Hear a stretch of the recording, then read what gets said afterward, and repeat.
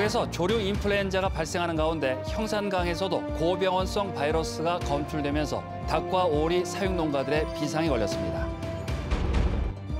포항제철소 소결 공장에서 숨진 60대 하청업체 직원은 낡은 배관이 부서져 1차 추락한 뒤에 어두운 배관에서 출구를 찾다 2차 추락한 것으로 추정됩니다. 포스코는 사고 초기부터 단순 추락사라고 밝혀왔는데 축소 은폐 의혹도 일고 있습니다. 여러분 안녕하십니까? 어제 포스코 포항제철소에서 60대 하청업체 직원이 집진 배관 안으로 떨어져 숨진 안타까운 사고 소식 전해드렸죠. 숨진 직원은 낡은 배관이 부서져 1차 추락한 뒤에 숨쉬기 힘든 어두운 배관 안에서 출구를 찾다 수직 배관으로 2차 추락한 것으로 드러났습니다. 포스코는 사건 초기부터 단순 추락사라고 밝혀왔는데 축소 은폐 의혹이 일고 있습니다. 박성아 기자가 취재했습니다. 집진 배관 상판이 부서져 커다란 구멍이 나 있습니다. 어제 오후 1시 43분쯤 포항제철소 하청업체 직원 62살 홍모 씨가 낡고 부식된 배관이 부서지면서 4.5m 높이에서 1차로 추락했습니다. 얘기를 들어보면 1초도 안 된 사이에 사람이 밑으로 쑥 발려 들어갔다. 먼지를 흡입하는 집진기가 고압 상태로 작동 중이었고 홍 씨는 숨쉬기도 힘든 어두운 배관 안에서 출구를 찾다 수직 배관 바닥으로 2차 추락한 것으로 추정됩니다. 발부동 치다가 그 배관이 수평도 있고 수직도 있는데 수직되는 부분은 떨어졌다라고. 부실한 노후 설비 때문에 두 번의 추락이 연이어 발생하면서 노동자가 숨진 사고였지만 사고 초기 포스코는 단순 추락사라고 밝혀 축소 은폐 의혹도 일고 있습니다. 노동자들은 수십 년 된 낡은 배관에 눈 가리고 아웅식으로 페인트만 계속 덧칠하는 바람에 부식된 부분을 식별하기조차 쉽지 않다고 말합니다. 작업자분들 얘기로는 올라갔을 때부터 좀 꿀렁꿀렁 이런 식으로 느낌이 좀 우리가 살얼음판을 걷듯이 이제 꿀렁꿀렁한 느낌이 있었고 또 고압의 집진기를 정지시키지 않고 작업이 이뤄진 데다 추락 방지용 안전줄이 끊어져 제 기능을 하지 못한 점도 문제로 지적되고 있습니다. MBC 뉴스 박성아입니다.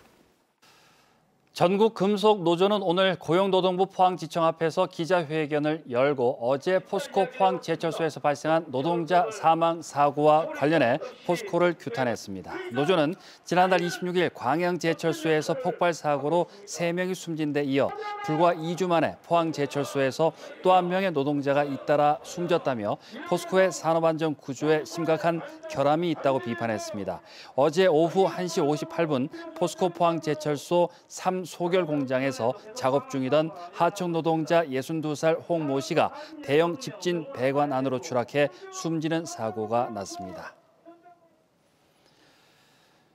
포스코 직업병 의혹과 대기 환경 오염 문제를 다룬 포항 MBC 특집 다큐멘터리 그 쇳물 쓰지 마라가 오늘 방송됩니다. 암과 백혈병 등 직업병 피해를 주장하는 포스코 퇴직 노동자들의 목소리를 담아냈고 환경성 질환에 시달리며 피해를 호소하는 포스코 인근 주민들을 만나봤습니다.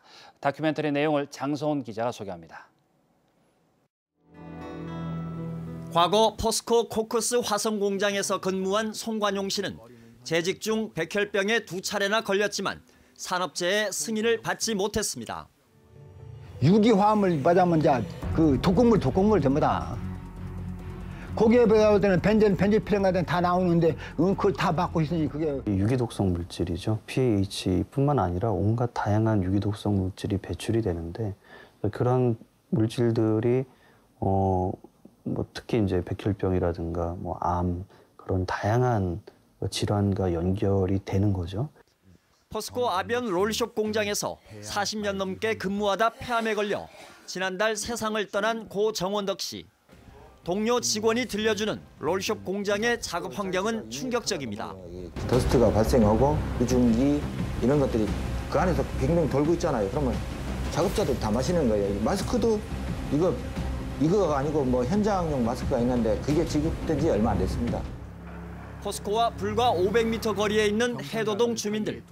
오랜 기간 정체불명의 분진이 날아와 암 환자가 속출하고 있다고 주장합니다.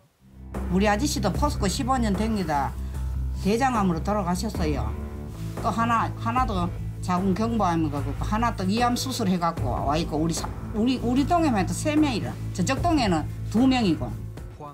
취재팀이 단독 입수한 환경부 연구 보고서에 따르면 포스코를 비롯한 포항 산단의 오염물질은 바람을 따라 남동쪽으로 확산하는데 해도동과 오천읍 등 8개 읍면동이 주 영향권에 들어 고노출 지역입니다. 여기에 사는 사람은 13만 6천 명, 포항시 인구의 27%에 이릅니다. 자기가 여기 환경이 얼마나 나쁜지 몰랐대요. 자기가 애를 여기서 못 키우겠더래요. 애를 죽이는 것 같더래요. 관리감독기관인 경상북도와 경북도의회는 어처구니 없게도 시민 안전보다 기업을 더 걱정합니다. 명확한 이 배출 행위의 증거가 있는데도 이게 행정처벌을 못합니까? 네, 지금 상황은 그렇습니다. 안 그래도 그런 맥락으로 본다면 포항 시민 모두가 포항제철에 연관 안 되는 사람이 어디 있노? 포항제철을 포항에 안 만들었어야지.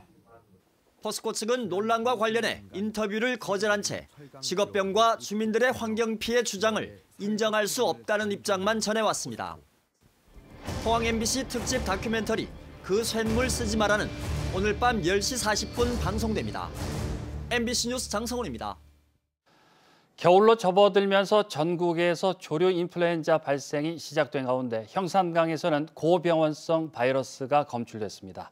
닭과 오리 사육 농가들은 초비상입니다. 야생 조류가 있는 강이나 저수지에는 출입을 금해합니다. 김기영 기자가 보도합니다. 환경부와 농림축산식품부는 형산강 경주 천북 지역의 야생 조류 분변을 조사한 결과 고병원성 AI 바이러스가 검출됐다고 밝혔습니다. 전국 4군데 농장에서 발생한 바이러스와 동일한 H5N8형입니다. 이에 따라 경주시는 반경 3km를 AI 특별 관리 지역으로 지정하고 형산강 일대를 매일 2~3차례 소독하고 있습니다. 광역 방제기가 닿지 않는 강 중간 지역은 드론을 이용해 구석구석 꼼꼼히 소독합니다. 문제는 사람입니다. 형산강 자전거 길에는 출입을 통제하는 행정명령이 내려졌지만 이를 따르는 시민은 거의 없습니다.